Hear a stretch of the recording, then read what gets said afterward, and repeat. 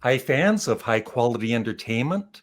I am with Brian, Rich, Randy, and this new guy. What's your name? Gwen? No, Glenn's. Sorry. Gwen, yeah, changed We've it. been doing a CD exchange for weeks now on Rich Strickler's channel. We had a little technical issue.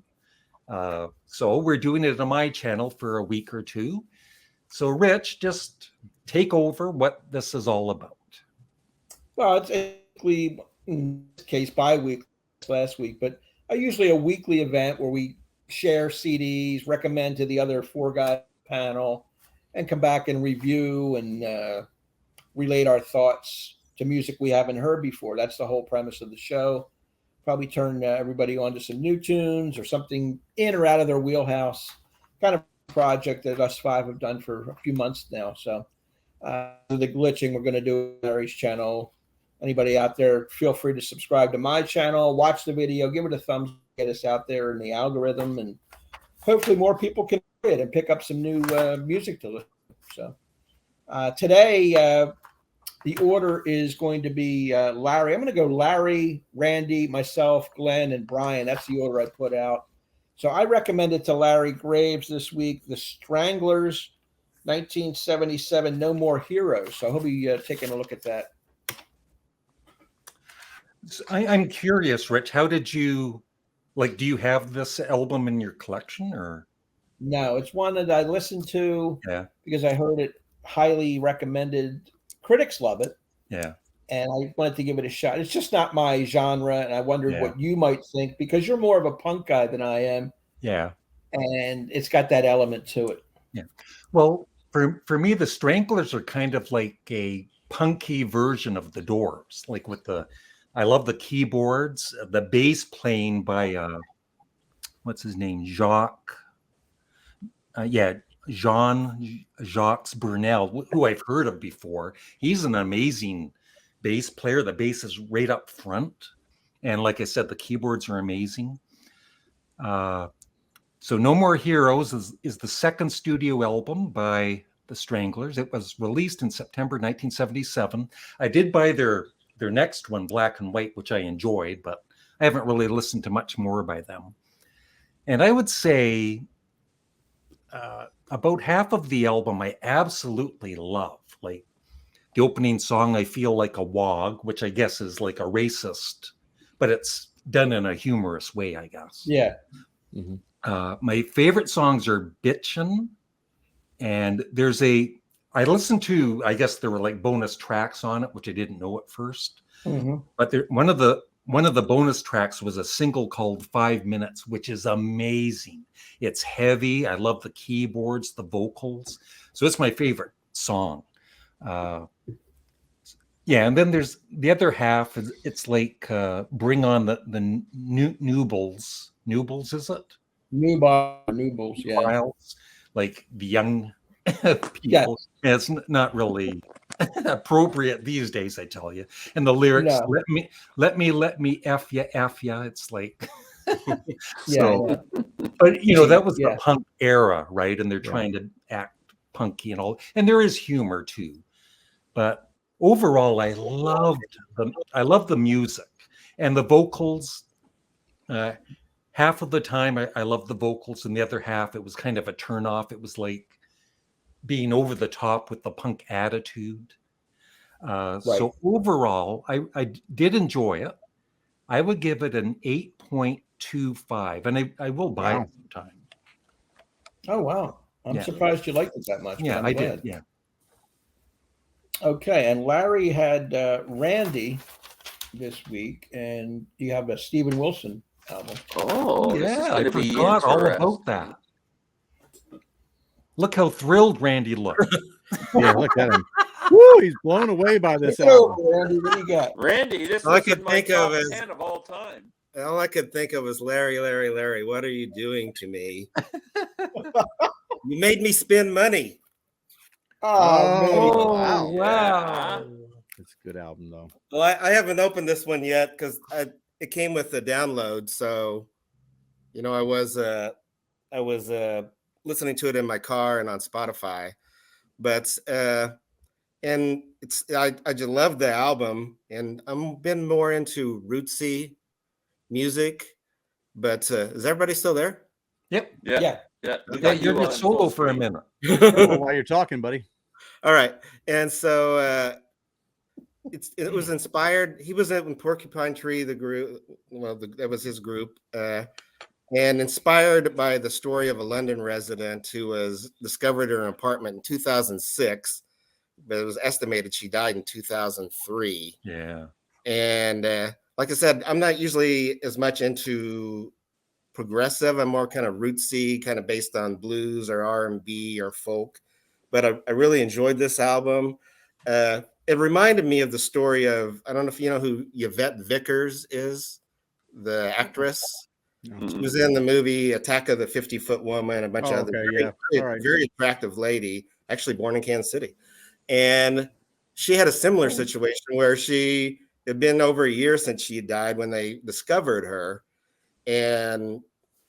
But she was like 81, 82. They weren't really sure when she passed away. But unlike that, this lady, she was vibrant. She was in her 30s. She had friends and family, attractive, friendly, outgoing. I guess she had cut off contact with some people, which kind of led to some of that. But it's kind of, the whole album is kind of going into how can a person, that young and vibrant not be missed? Yeah, she went to the big city, and all of a sudden, this person goes unnoticed for 3 years. But it's got prog, but it uses a lot of genres, I feel. And it's got hard rock, pop, electronic music, kind of ambient.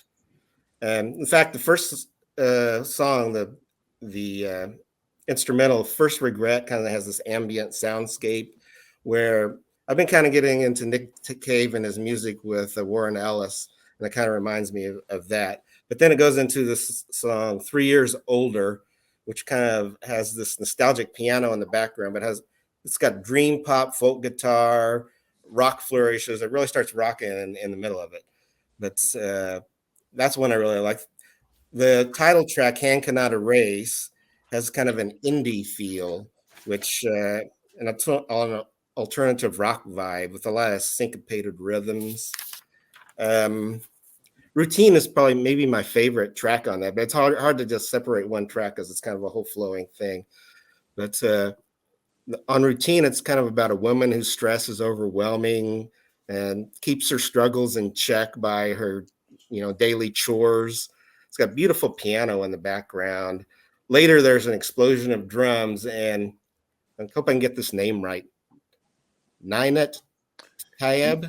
Nanette Tayeb. She's an incredible singer. Incredible. Yeah. You got these soaring vocals at the end. I guess it's Israeli. Is that what I heard? She's actually a famous actress in Israel. Being a movie buff, you might be interested in that. Yeah. And it kind of slows down at the end of the song with Stephen Wilson's kind of even keel vocals, and I think it kind of emphasizes the monotony after all the stuff you hear for the song Routine, which I thought was pretty cool.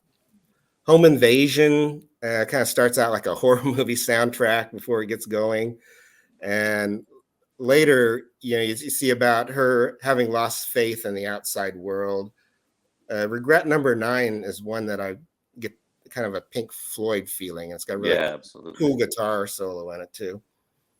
An ancestral kind of haunting song.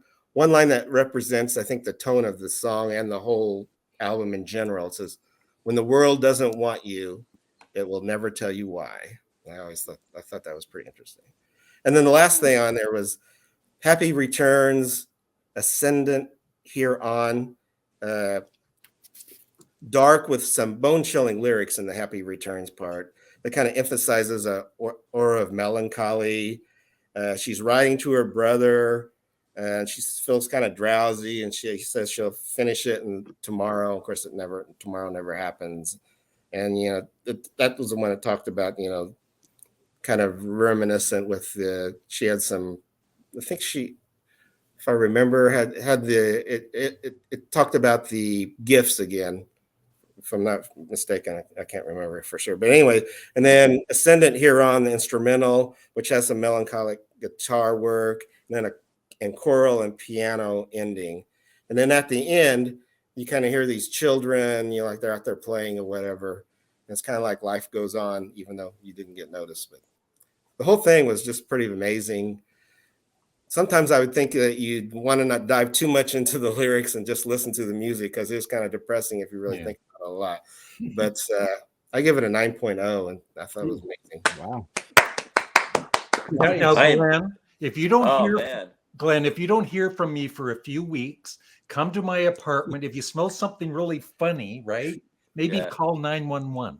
Yeah. But what's different than what I usually smell something funny when I come to the apartment? That was last night. They said the TV was still on too. Like, and I'll tell you one thing: smoke something funny and listen to the Singing Post family. Oh yeah, I love those guys. One of my favorite bands. Randy, I'm so happy you love that album. Yeah, I just did my top 33 albums. It's in my top 10 albums of all time, and I think it's incredible. Wow, masterpiece. I saw the tour when they did the whole album. It's an entirety at Massey Hall, and Nanette Tayeb is the most incredible singer. Look her up on. I can't find any of her albums. She's got her own albums, and they're so hard to find. But I have an EP with 2 songs on it. That's all I can find. Wow, but she's amazing. All right, great. And I had Rich. And I gave him this album by, I guess you could kind of call it a super group, because Matthew Sweet and Sean Mullins have well-established solo careers. I have several of both of their albums. I'm not really familiar with Pete Droge, but he's the other guy in the group. And I just thought it had a nice pop, kind of a melodic rock feel that I thought maybe Rich might like, so that's what I gave him. Well, I wanted to like it. You had good intentions. I'll just lay that real quick. Anyway, what a way to start off. Is there any band that's got to stay on Rich's lawn yet? I mean, no, kicked them all off. There's a lot of good elements in it. I just thought it was too soft, saccharine, and poppy for even my taste, if you can believe it. Like Randy mentioned, the 3 solo artists formed this one album here, The Thorns 2003, American Acoustic, Jim Keltner drums, and Roy Bittan of the E Street Bands on piano. You got, big time musicians on here. It's produced by Brendan O'Brien, who's done work with Pearl Jam and Stone Temple Pilots and AC/DC and Springsteen. He did The Rising, which I think is an excellent album. 13 songs, 43 minutes long. It's style over substance. If you like that, the lyrics don't stand out to me. It's very laid back, very mellow, which usually I would like, but it's a little too pleasant. Well produced. I would say it's more akin to Air Supply than it is to Crosby, Stills and Nash, just based on my own listening twice to it. And that's an insult. Randy's intentions were good because he knows I love this mellow. I like Ed, for God's sake, and I like America, Poco, and these laid back groups, Crosby, Stills and Nash, Loggins and Messina, a lot of these, even Seals and Crofts to a degree. I'll listen to any of that stuff, but this was just a little bit flat for me. It didn't have a standout song. It didn't have a lot of the hooks that I like. Kind of wimpy, in my opinion, but great musicianship, good voices, excellent harmonies. I just couldn't grab onto any song or any back-to-back songs that really said, no, this is really outstanding. Sort of hit and miss. There are good songs. The leading track here, Runaway Feeling, I like. I've got a little Beach Boys harmonies in the background as well. A couple other songs. Think It Over is like Crosby, Stills and Nash, and its structure and harmonies. I like that. But a lot of this stuff towards the back end, the last 4 or 5 songs, very light, breezy. They try to rock on tunes, and that doesn't quite work either. There's a song here called Now I Know, which is complete drivel. So I'm going to go complete drivel. I'm going to give it a 5.75. It's certainly listenable, and there are people that with this album. I'm just not one of them. So I'll give it a 5.75. Wow. Andy. Wow. That's what I said. It didn't quite make it. No.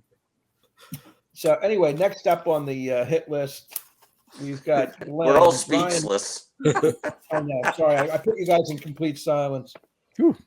Brian gave Glenn a Blur album, right? That's right. I gave him their second album, Modern Life is Rubbish, which is considered maybe a top 5 Britpop album of all time. And Damon Albarn is the lead guy for them, who's gone on to be in the band Gorillaz.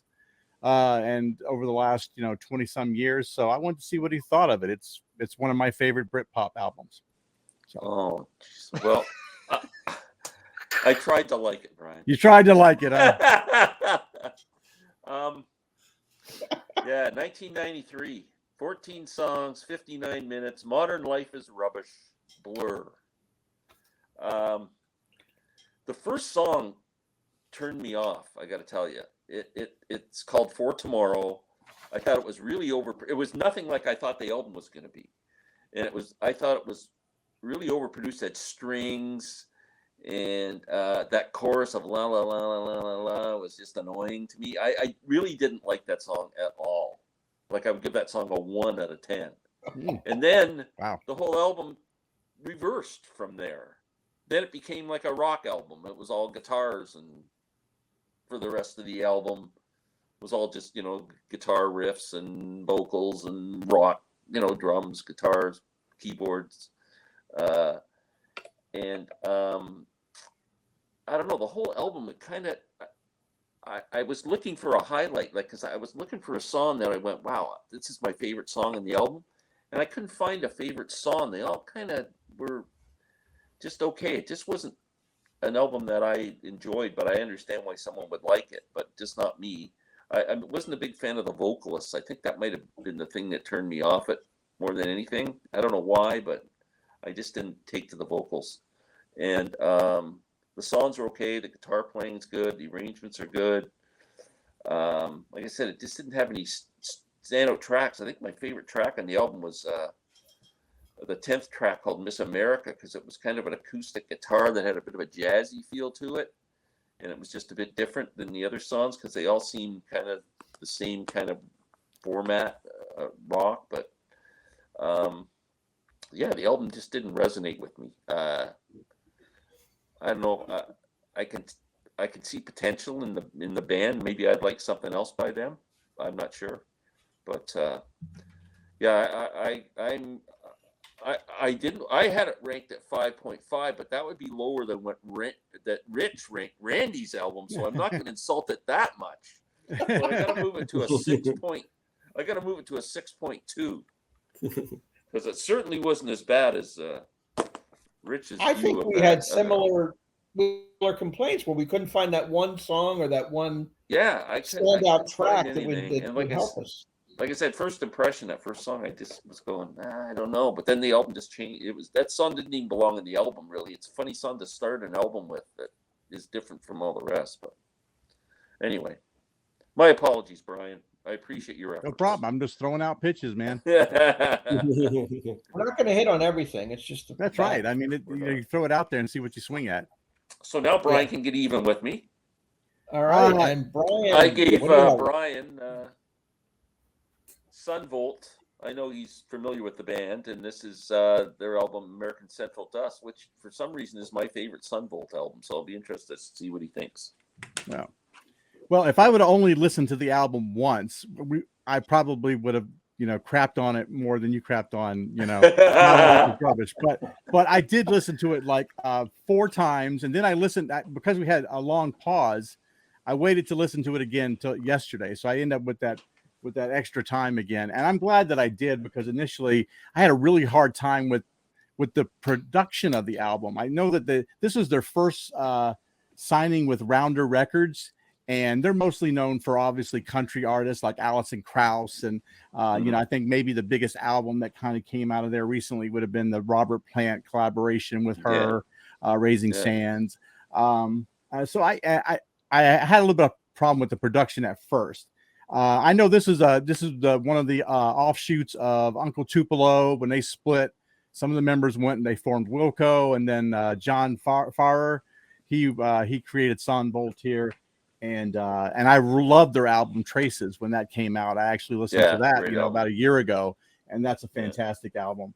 But my biggest, initially the biggest complaint was it felt like they were being pigeonholed into doing the type of music that Rounder wanted them to do, rather than the type of stuff that they should do and experiment with. And but they fall back on a lot of those Heartland tropes and Americana stuff. But after multiple listens, there's some great tracks on here. I did end up liking at least 6 of the tracks, but the 3 great tracks I wanted to point out were Sultana, which is the song about the American maritime disaster of 1865, the greatest loss of life. I mean, I haven't, it's not often you get a song even about American maritime disasters. Wreck of the Edmund Fitzgerald's the only one that could even come to mind right off the top of my head. But it's very powerful. It's piano driven, and it's got this very minimalist feel to it. But I think this is the one time where the crassness of Farrer's voice really comes across as powerful and striking because of the subject matter. Mm-hmm. And this is because it's very lyrically strong. The string arrangement has a viola in it, and it's played by Eleanor Whitmore, and she does a fantastic job in it. And I love how the piano and her kind of work together at the end of the track to close it out. I gave that track an 8.25. I thought it was fantastic, The next track I wanted to point out was one called When the Wheels Don't Move. Mm-hmm. Kind of like it's a social political song. I mean, it's talking about, one day we're going to run out of fossil fuels, and these trucks aren't going to be hauling stuff, across the nation nearly as much. And they're not going to be obviously moving and delivering the goods that we need and stuff. I like this song because it was maybe the most diverse song on here, where it felt like they could spread their wings. The guitar was much more crass. It was distorted more. I really liked it. There was a great lap pedal steel guitar that was being played in it, along with the organ, which I thought had a great flavor to it. I thought this album, this one here, I gave a 7.75 for that track. And then the last one was the one I think they released. This one was the single they released off of, called Down to the Wire. I think it's like the 3rd track. This is the one they released as a single. Very catchy tune. Has this really funky bass, and the chorus kind of has this echo effect to it, and this nice long. I could see why you would maybe like this track, because it has a long outro jamming session at the end of it, and they're kind of, but it's not something that is 15 minutes long to where I'm going to get upset about it. It's just the right length of time, and I thought that was really cool. I gave the album overall a 7.25. I'm glad I listened to it, the amount of times that I did, because I liked it each time more and more as I listened to it. So nice call. Very cool. Very nice. Now, next week, instead of each giving out 4 different albums, Graves is going to be the focal point. He's going to give us each a different album, and we'll come back. No, I thought it was giving you each the very same album. Well, you can do that too. Whatever. Yeah, that's what I was trying to. So I've got some choices here, though, because I'm sure 1 or 2 of you might have heard some of these albums, but that doesn't mean you shouldn't listen to them more, because I feel some of these are underrated. Okay. First, there's 4 of them here. So you have 4 choices. First are 2 Paul McCartney albums, Driving Rain and Off the Ground. Anybody familiar with these? Yes, I am. I'm not. I'm really familiar. No. Okay. Another one is Elton John, Regimental Sergeant Zippo, his very first album. That was just released recently. Yeah. Right? Yeah. Yeah. And the other choice is, of course, Paul Weller, one of his, I think his latest one, Fat Pop. Fat Pop. So 4 choices. I'm good with whatever you guys want to. Which way you guys want to go? I'm a Paul Weller fan, but I haven't heard a lot of his newer stuff. I don't know. I wouldn't mind hearing that, but yeah, I'll go with Weller. Okay. Yeah, I'll go with Weller. Yeah. Okay. That's an excellent album. Paul Rich, Weller, I think what's you it might called? even like it. I'm going to give it a let's try, you know. Fat Pop.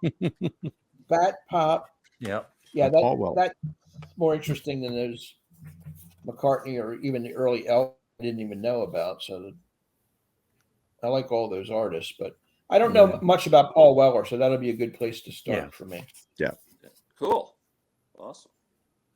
Very And then good. So we'll be back next week with that. And so what are we we'll going to do next? How is that going to follow up the following week? Somebody else does it. Right? Somebody else does the same thing. So whoever wants to step up and be the person to give out an album, you want to decide that now, we can. Yeah, we should. And I want to remember. I said I want to go last because I want to get it, into the tennis season. Yeah. So there was also someone mentioned in the comments that maybe one day we could use one of their suggestions out of the comments. So we might think about that too. Oh wow, that'd be pretty cool. Yeah. We could do that down the line for sure. That was a good idea. Yeah. So Randy or Glenn, I want to go second to last. So one of you guys has to go after Larry. Who wants it? Well, Rich, pick a number between 1 and 10. Let's see who gets closest. I get the number. I'm going to go with 6. No, you're supposed to keep it a secret. You're supposed to guess the number. Randy, what's your guess, buddy? What's your guess? This is the comedy portion of the show, ladies and gentlemen. Randy, quickly so I'm say gonna 6. say 6. Hurry, 6. I have it. I have it undercover. I'm changing my number. Now we're going between 11 and 20. 11 and 20. Okay, I'm going to say 13. 14. 14 is correct. What are you on the Price is Right or something here? You go I dollar. win.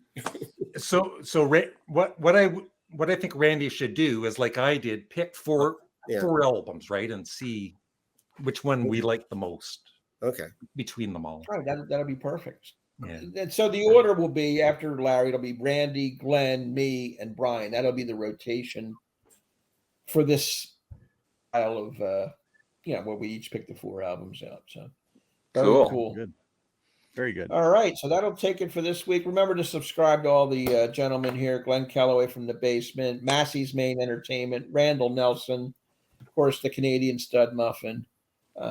Feedback is essential. Maybe on Larry's channel we can get some comments. We'll answer all the comments. So for the guys, we'll see you next time. Thank you very much for watching. Take care. Thank you. Bye.